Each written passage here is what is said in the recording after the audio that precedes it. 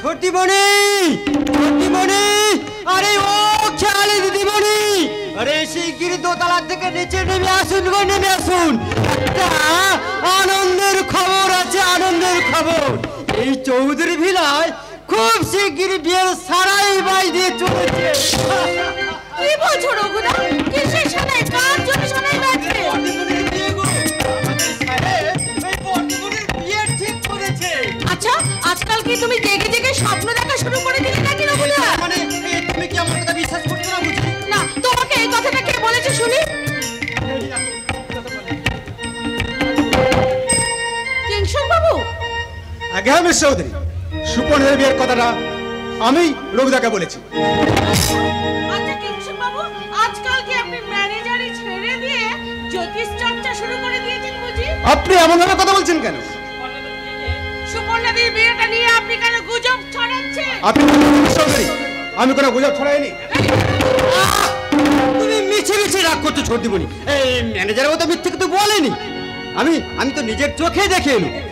কি বললে? কি তুমি দেখে? এই দেখো, এই এক ভদ্রলোক এবং এক ভদ্র মহিলা ওই বাগানে সাহেবের সঙ্গে বসে পদ্মমণির বিয়ের কথা নিয়ে আলোচনা করছিল। কি বলছো রঘুদা? সত্যি সত্যি বলছো রঘুদা? হ্যাঁ মিস চৌধুরী, সুপর্ণের বিয়ের ব্যাপারে আমরা খবরের কাছে বিজ্ঞাপন দিয়েছিলাম। আচ্ছা, বিজ্ঞাপন দেখাই ওনারা দেখতে এসেছেন। একটু পরেই সুপর্ণা দেবী ইন্টারভিউ নেবে। রঘুদা, ম্যানেজার তুমি আর বলতে হবে না, ম্যানেজার বাবু আর কিচ্ছু বলতে হবে না, আমি সব বুঝে নিয়েছি। আমি এক্ষুনি ওই ভূত ঠাকুরকে তুলে নিয়ে চলে আসি। হাজারো পদ্মমণির বিয়ের পাকা দেখা বলে কথা, ভালো ভালো জল খাবার বানাতে হবে না। এই যাই যাই, আমরা দেরি করলে হবে না, আমার আবার হয়েছে যত চা। আমিও চলে মিস চৌধুরী। দাঁড়ান ম্যানেজার বাবু, আমার কথায় আপনি খুব রাগ করেছেন না? রাগ করার মতো বোকা আমি নয় মিস চৌধুরী, কারণ আমি বুঝেছি আপনার স্বপ্ন ভাঙার বেতে আপনার মনটা ভেঙে চুরমার হয়ে গেছে, তাই আপনি স্বপ্ন দেখে ভুলে গেছেন। স্বপ্ন দেখুন, স্বপ্ন দেখুন মিস চৌধুরী, স্বপ্ন দেখুন, কিন্তু খুব তাড়াতাড়ি আপনাদের শুভ বিবাহের সানাই বাজবে, সানাই। ম্যানেজার বাবুর কথা শুনে আমার ভীষণ ভীষণ আনন্দ হচ্ছে। আজ আমাদের সুপর্ণাদির বিয়ে হয়ে এই বাড়িতে একেবারে আনন্দের ঝর্ণায় বয়ে যাবে। কিন্তু এই কথাটা তো আমার সুপর্ণাদিকে বলা হয়নি। যাই যাই বাবা, আমি সুপর্ণাদিকে গিয়ে কথাটা বলে আসি। আবার কোনো প্রয়োজন নেই খেয়ালি, তোদের সব কথা আমি পাশের ঘর থেকে সব শুনেছি। তাহলে চল না দিদি, তোকে আমি গিয়ে সাজিয়ে দিই। না, আমি সাজবো না। কেন কেন সাজবি না সুপর্ণাদি? সে কথা তুই বুঝবি না। কেন বুঝবো না? আরে বাবা, আমিও তো মেয়ে, তাহলে বুঝবো না কেন? মেয়ে হলেও তোর সাথে আমার অনেক তফাৎ খেয়ালি। তুই তুই হচ্ছিস কাকার নিজের মেয়ে, আর আমি হলাম কাকার ভাইজি। আমার বাবা মা মারা যাওয়ার পরে আমি তো তোদের বাড়ির আশ্রিতা রে। কিন্তু কদিন পরে তুই ঘর পাবি, বর পাবি। ভুল খেয়ালি, ভুল। আমার ভাগ্যাকাশে কালো অন্ধকারের ঘন কাঠা, যেখানে দ্বিতীয়ার চাঁদ দেখা যায় না রে খেয়ালি। না যা রে দিদি, না যাবে, তবে দ্বিতীয়ার চাঁদ নয়, দেখা যাবে পূর্ণিমার চাঁদ। খেয়ালি, ভুল, সব ভুল। শোন দিদি, ওসব হেয়ালি রেখে চল তো, চল আমি তোকে বরঞ্চ সাজিয়ে দিই। না না, আমি তোকে বারবার বলছি, আমি বারবার করে ওই ইন্টারভিউ দিতে যেতে আমি পারবো না। তোকে সাজতে হবে কাকা, আর পাত্রপক্ষের সামনে বসতে হবে। সুপর্ণা, বাবা, সুপর্ণাকে পাশের ঘরে নিয়ে গিয়ে ভালো করে সাজিয়ে দিত মা। বাবা, আমি তো দিদিকে সেই কখন থেকে বলছি চল দিদি সাজিয়ে দে, কিন্তু দিদি তো কিছুতেই রাজি হচ্ছে না বাবা। কিন্তু ওকে তো পাত্রপক্ষের সামনে বসতে হবে। কেন বসতে হবে? প্রহসনের পাত্রী হওয়ার জন্য? তুই কি ওদের কাছে আমাকে অপমান করতে চাস? আর তুমিও কি বারবার ওদের কাছে আমাকে হাসির খোরাক বানাবে? হ্যাঁ, বলো বলো কাকা, বলো কেন বারবার পাত্রপক্ষের সামনে ইন্টারভিউ দেওয়ার পরেও আমার শিখতে ওঠেনি সিঁদুর? কেন কেন বলো?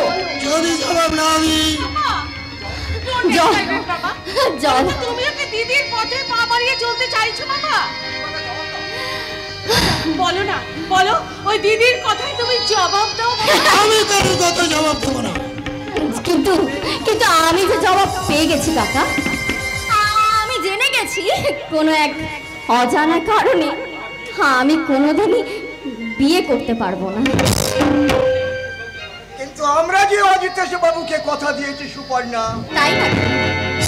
তোমার সঙ্গে আমার ভাগনা তন্ময়ের বিয়ে দেব। কেন এসেছেন আপনারা? আমাকে প্রহসনের পাত্রী বানাবেন বলে? না মা সুপর্ণা, ড্রয়িং রুমে বসে আমি তোমার সব কথা শুনেছি, তাই তো আমি তোমাকে বলতে এলাম। কেন কেন এসেছেন? বারবার অপমানিত করবেন বলে? সুপর্ণা, না মা না, আমি এসেছি আমার ঘরের লক্ষ্মীকে বরণ করে নিয়ে যেতে। এই নাও, এসো মা এসো, এই নাও, আমি তোমাকে এই হার পরিয়ে বরণ করে নিলাম। আমাকে আমাকে এই হাতটা কেন দিলেন? হ্যাঁ, আমার কাছে ঠিকই করেছে সুপর্ণা। দুদিন পরের কাজটা না, দুদিন আগেই করে দিয়েছে। তাই না অজিতেশ বাবু? আমি আমি কি কোনো স্বপ্ন দেখছি? স্বপ্ন তুই পরে দেখবি সুপর্ণা। আগে এনাদের প্রণাম কর, আর ওই সঙ্গে স্বর্গীয় দাদা বৌদির কাছ থেকে আশীর্বাদ নিয়া। থাক মা, থাক থাক থাক।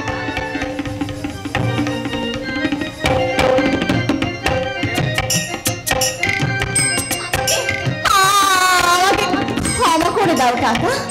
খেয়ালি, হ্যাঁ বলো পাপা। বেন ঠাকুরকে নিয়ে দুতলার ঘরে বসে তো মা। হ্যাঁ হ্যাঁ হ্যাঁ যাচ্ছি। কাকিমা, কাকিমা বরঞ্চ চলুন পাশের ঘরে বসাবো। দিদি তুইও কিন্তু চলে আয়, কাকিমাকে নিয়ে তাড়াতাড়ি চলে আয়। হ্যাঁ তাই চলো মা, তাই চলো। প্রভাত বাবু, সুপর্ণাকে বিয়ে দিয়ে তুমি আমাকে বাঁচিয়ে দিলে। এবারে আপনি আমাকে বাঁচান অজিতেশ বাবু, আমাকে টাকা দেবেন বলুন। আমি তো আগেই বলছি প্রভাত বাবু, যৌতুক ছাড়া নগদ 3 লক্ষ টাকা দেব। এবং একটা কথা প্রভাত বাবু, কি কথা?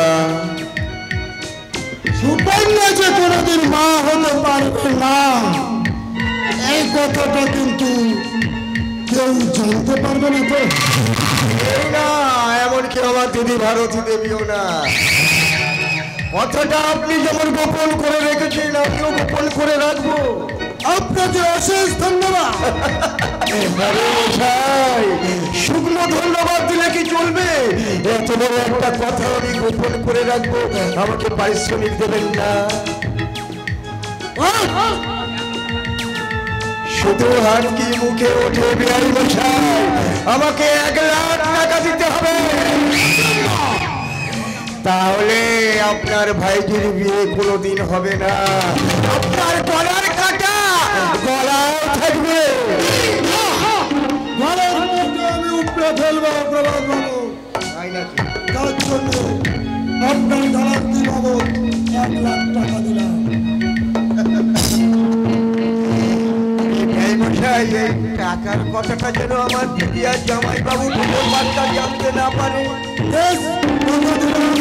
এছাড়া আপনাকে আর একটা ছোট্ট কাজ করতে হবে বিহারী মশাই। বলুন কি কাজ? আমার ভাগনা তন্ময় জনসেবা জুট মিলের শ্রমিক দীপেন ব্যানার্জির বোনকে ভালোবাসে। মেয়েটার নাম কি যেন? চুমকি। তার মানে যে মেয়েটা ওই যাত্রা থিয়েটারে অভিনয় করে তাকেই ভালোবাসে আপনার ভাবনা। হ্যাঁ, ওই ভালোবাসার ভাষাটা আপনাকে ভেঙে দিতে হবে। অসম্ভব। কেউ কোনো লাভ নেই অজিতেশ বাবু। একটা কথা মনে রাখবেন, আপনার ভাইজির বিয়ের পথ পরিষ্কার মানে আপনার গলা পরিষ্কার। এই কথাটা মনে রাখবেন।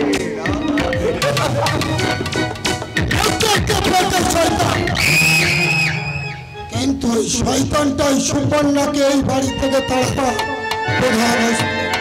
কিন্তু ওই সুপর্ণাকে এই বাড়ি থেকে তাড়াবার আগে তন্ময়ের জীবন থেকে চুমকিকে মুছে ফেলতে হবে।